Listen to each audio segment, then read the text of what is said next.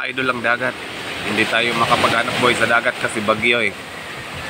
Ayan o, ang daming dumi. Bagyo kasi dito sa amin. So ayan mga idol oh. Tingnan nyo mga idol. Ang dumi ng dagat kasi nga bagyo. Oh, pangit ng ano, naulan pa. Ang daming dumi. Ayan, sa baba. Bagyo talaga idol oh. Tingnan nyo. Hindi makapag-hanap buhay yung barko, nagtago.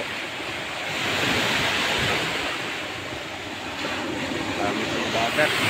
Kahit na dito sa baba oh, ang daming dumi. Nasira na yung refrap ko idol. Marami na naman ayusin ito.